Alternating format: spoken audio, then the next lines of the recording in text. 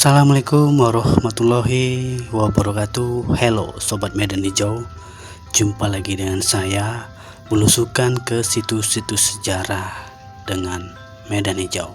Nah Sobat Medan Hijau, berhubung saya masih berada di kota Blitar ini, nah saya akan kembali menelusuri sebuah candi yang penuh dengan misteri dan penuh dengan histori yang ada di kota Blitar ini.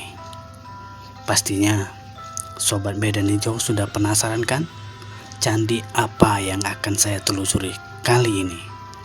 Tanpa panjang kata dan tanpa basa-basi, yuk ikut dengan saya untuk menelusuri sebuah candi yang penuh dengan misteri dan mempunyai historis yang sangat menarik untuk kita telusuri, yaitu sebuah Candi Gedok, salah satu tempat yang mengundang penasaran warga kota Blitar ini, Jawa Timur, yang tentu masih berada di Indonesia Raya. Konon di bawah pohon beringin besar inilah puncak Candi Gedok ini berada. Hal ini seperti dideskripsikan oleh Sir Thomas Stamford Raffles dalam bukunya Histories of Java. Di bawah pohon beringin juga cerita tragis salah satu dari kisah misteri, yaitu Joko Pangon menjadi tutur yang mengelenda atau menjadi suatu cerita yang melegenda. Nah Sobat Medan Hijau, ketimbang menyebut Candi Gedok, masyarakat sekitar lebih familiar dengan Candi Joko Pangon. Legenda ini menyebutkan Joko Pangon adalah orang yang datang dari wilayah barat dan dianggap berasal dari keluarga bangsawan Mataram Islam, atau setidaknya prajurit dari Mataram. Lalu ya Sobat Medan Hijau, Joko Pangon ini dipercaya sebagai Sing Babat Alas, atau dengan bahasa Indonesia itu yang membuka hutan. Nah, sekaligus memberi nama kawasan atau gedok ini. Pengembaraannya ke kawasan ini sebagai bagian dari keinginannya mendulang ilmu pengetahuan. Tentunya tak hanya ilmu kanuragan, tapi juga ilmu peternakan seperti mengembangbiakan kerbau. Nah Sobat Medan Hijau, mungkin ya nama Pangon ini diambil dari kebiasaan angon atau menggembala kerbau. Nah Sobat Medan Hijau, Candi Gedok ini berada di Kelurahan Gedok, Kecamatan Sanan Wetan, Kota Blitar, Jawa Timur, masih di Indonesia Raya. Singkat cerita, pengelanaan Joko Pangon berhenti di sebuah pemukiman yang berdekatan dengan kawasan hutan.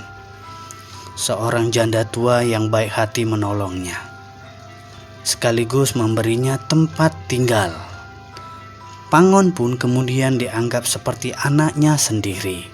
Lalu sebagai wujud bakti, Joko Pangon pun menggantikan rutinitas si janda mengumpulkan kayu bakar di hutan.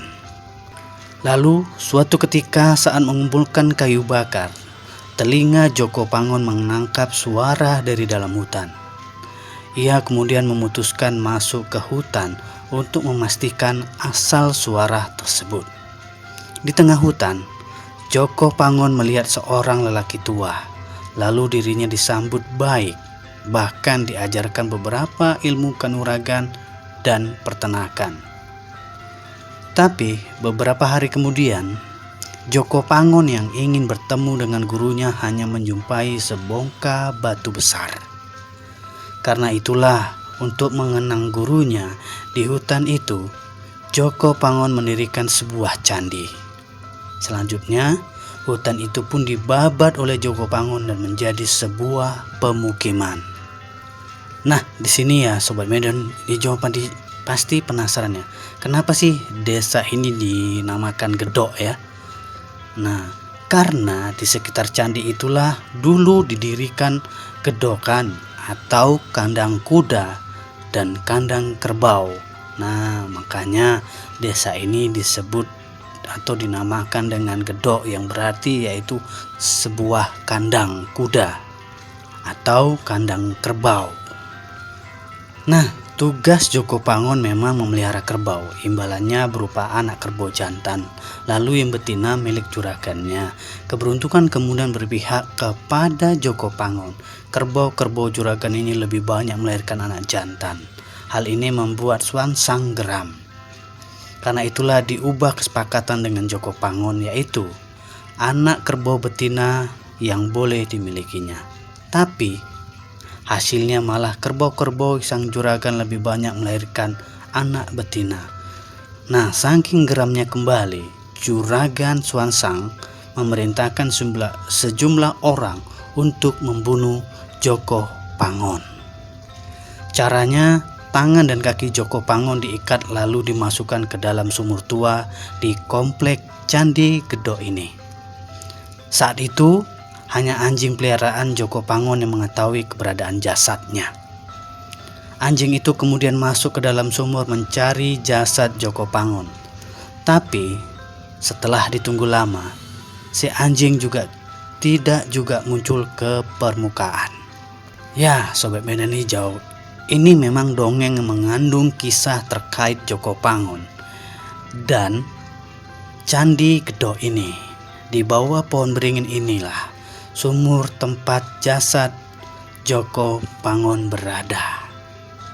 Nah, Sobat Medan Hijau, begitu kuatnya legenda Joko Pangon membuat sejumlah warga Gedok masih memberikan sesaji di sekitar situs Candi Gedok ini.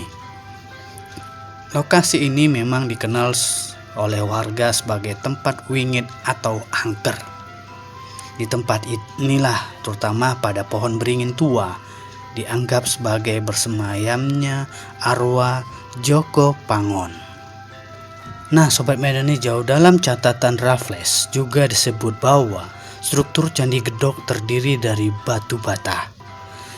Gubernur Jenderal Inggris ini mengatakan ketakjubannya, sebagian besar ornamen candi dibuat dari batu.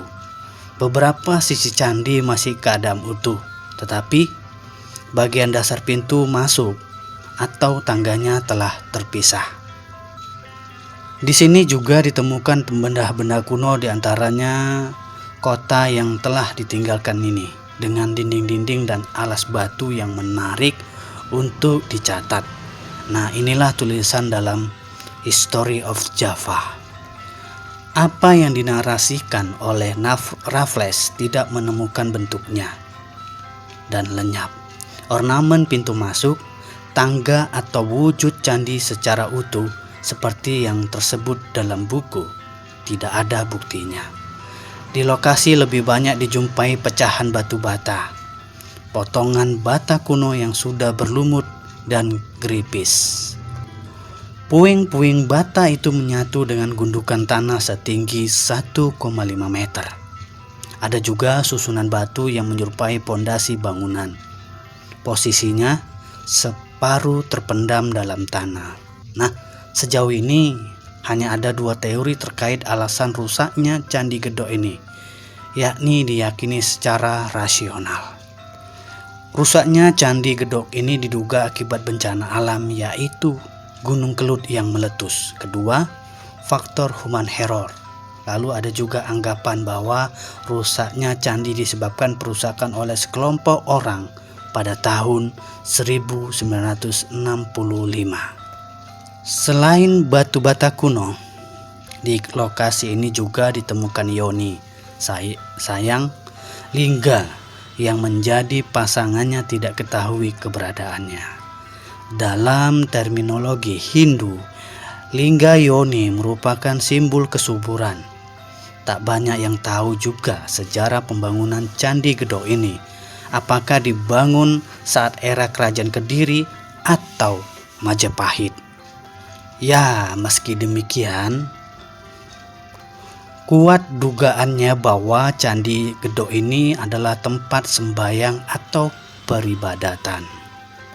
Nah, Sobat Medan Hijau, sementara itu proses ekskavasi tahap kedua selama 7 hari atas situs Candi Gedok ini telah berakhir pada Rabu 26 Mei 2021. Dipimpin oleh arkeolog dari Balai Pelestarian Cagar Budaya Jawa Timur, dan para arkeolog berhasil menemukan salah satu sudut dari struktur bangunan utama candi.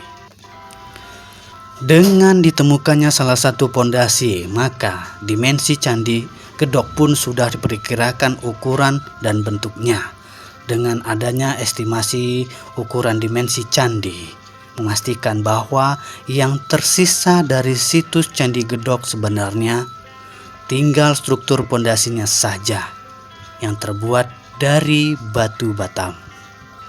Nah, Sobat Medan Hijau, sampai di sini dulu ya tentang penelusuran sebuah Candi Gedok yang mempunyai ikatan sejarah dari Joko Pangon dan pohon beringin dan sumur tua yang ada di depan pohon beringin ini.